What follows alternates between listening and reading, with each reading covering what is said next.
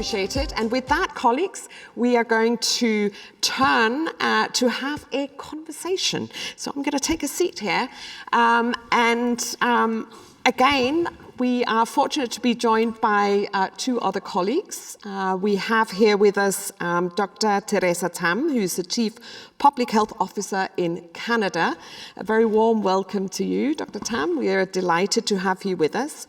And we've now heard both from our colleagues in Norway, in New Zealand, and we're now going to sort of hone in on Canada. And Canada has indeed been a front runner in advancing the quality of the life framework. So, Dr. Tam, could you share with us how this approach is really influencing federal decision making, not just on paper, but also in the way that programs are designed, funded, and evaluated? Thank you. It's really great to be here and learn from so many amazing people. I'm sort of somewhat new to the well-being economy approach, but I come from the public health sector, if you like. And one of my key aspects of what I do is to champion health equity. Of course, focus on many different ways at which we can address the numerous different determinants of health, of where we live, work, play, all those conditions. But this year I will be delivering my annual report to Parliament on the role of public health in well-being. So I'm so interested in just learning from everyone here.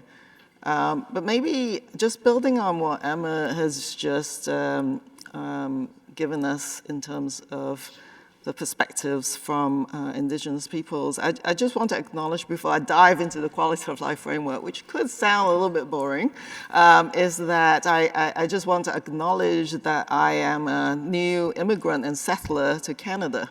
And I come from Ottawa. I live and work there from the traditional unceded territory of the Algonquin and Anishinaabe people. And First Nations, Indigenous, and Métis peoples in Canada, the original people of Canada, have had in millennia the concepts of well-being that really resonated with me. And I really wish we could just adopt the way that First Nations, Inuit, and Métis think about well-being, which is much more holistic. Health is looked at mental, physical, spiritual, emotional. They think about well-being in relational terms, in community-based, collective terms, in much longer term, across 7 generations is how many Indigenous communities will think about well-being. And so I think we have a lot to learn from them. And planetary health, the link to land is well-being, language and culture as well. So this concept of planetary health is very much built in. So back to the federal government and the 3 layers of the public health system in Canada.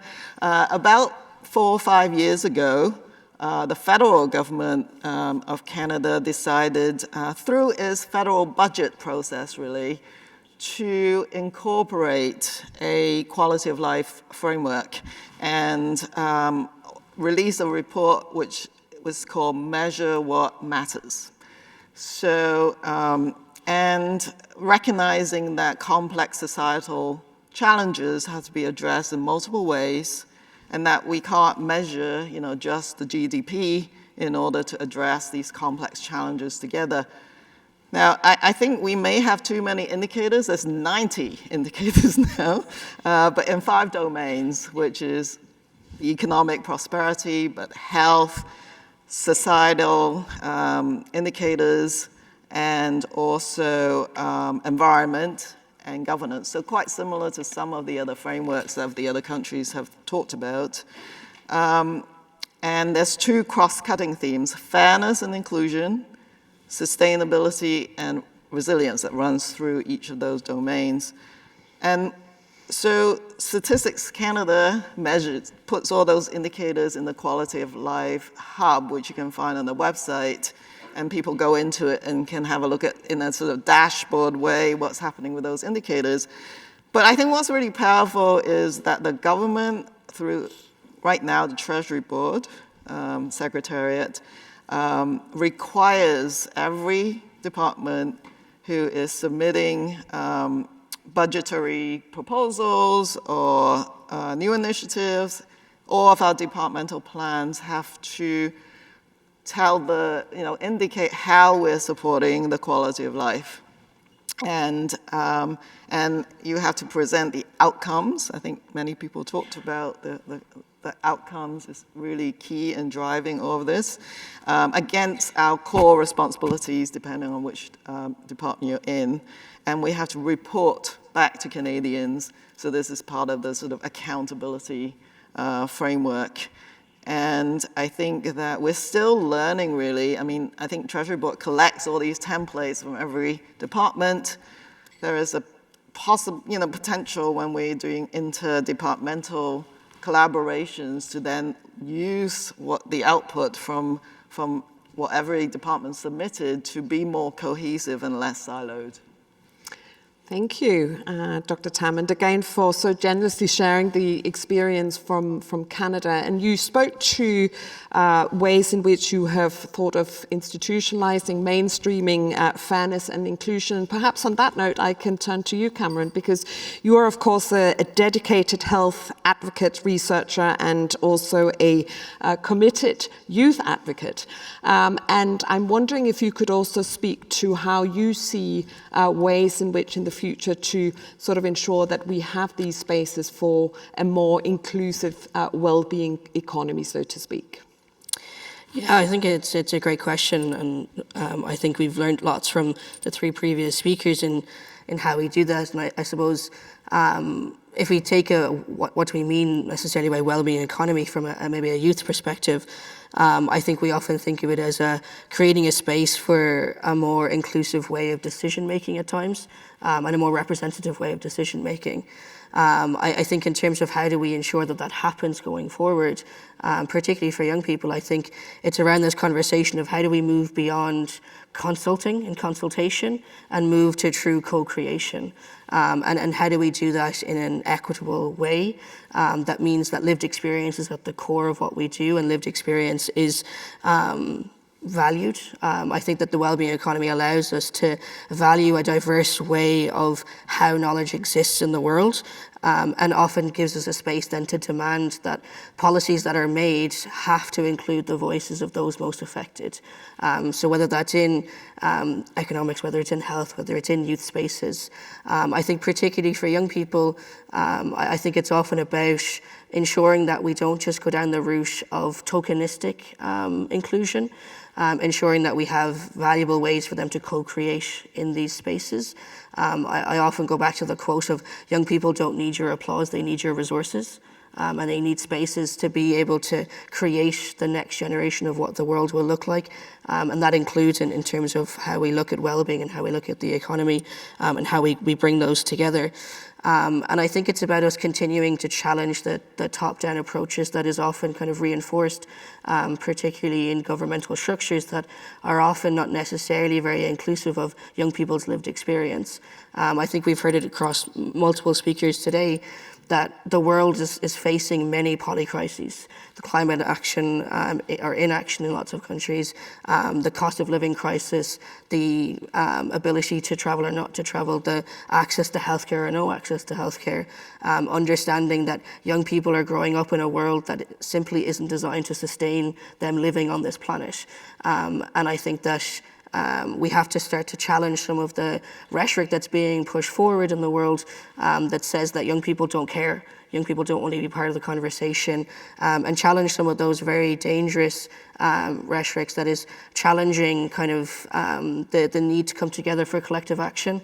I think we see quite a bit across the world where we're seeking to divide each other on our basis of identity, our basis of our nationalities, our race, our gender, our access to education, when in reality what needs to happen is intergenerational dialogues between younger and older people, collective action where we share together how we would like to see the vision of the world change, and ensuring that we don't necessarily get, I suppose, into a space where we get to the point where we feel we're so overwhelmed that nothing that we do matters.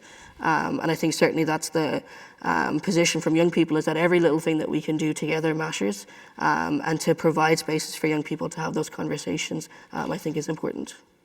Thank you, Cameron. And perhaps, Emma, on that note, I could turn to you, because you have sort of very eloquently talked through how we need to sort of shift economies, but also think about how we can better sort of allow for these more inclusive spaces. And I'm wondering if you could just speak to how, what communities need to do to sort of truly flourish as opposed to just surviving, so to speak.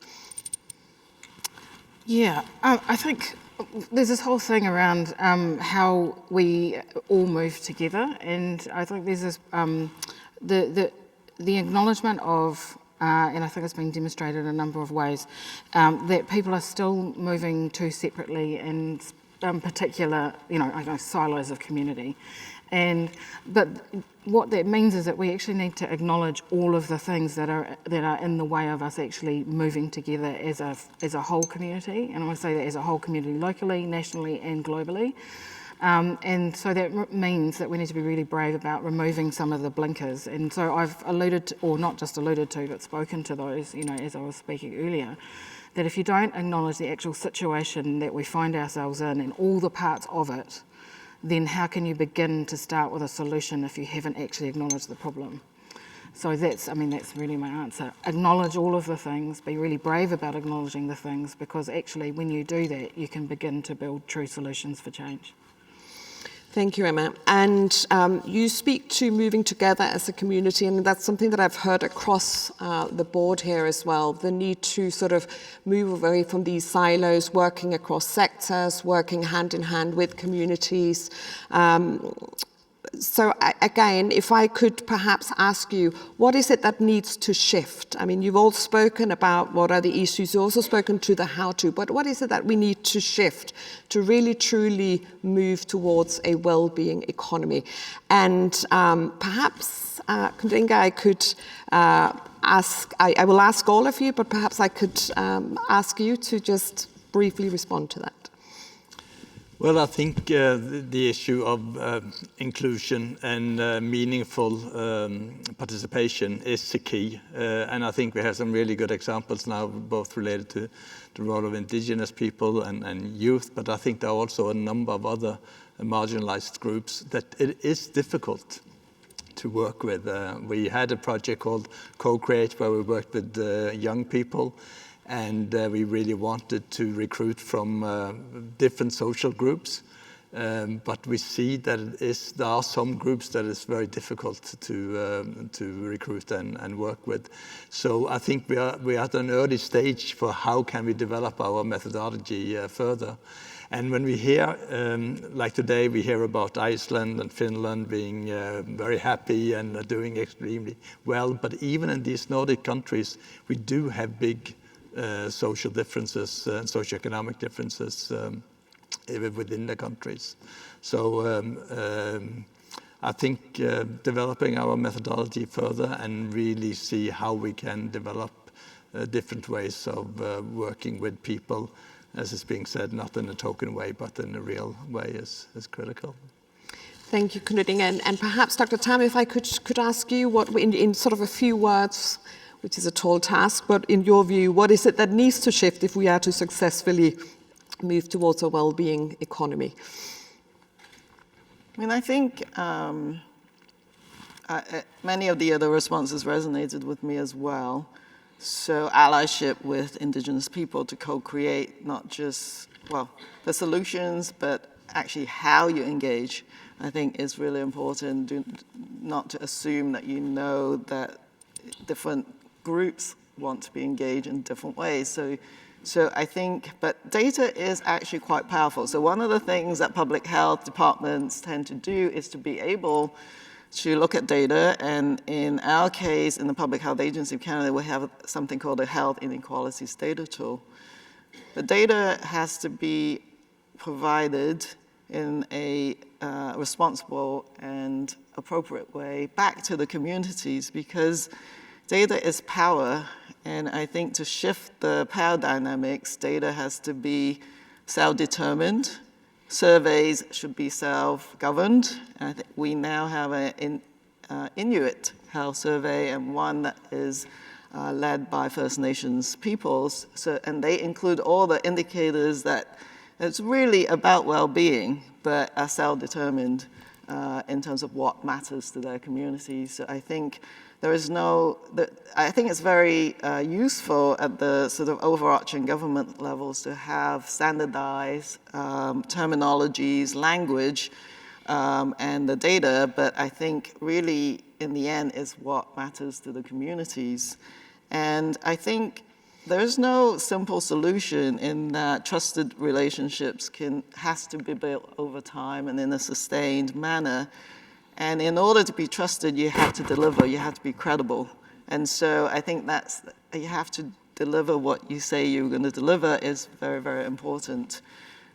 But if I want to be sort of a little bit cheeky, when I think about how do I collaborate with other sectors, other than finding common missions, or indeed we all want a certain outcome, is I help other departments. For example, if you were in environment, climate change department, I help that department deliver on their mandate.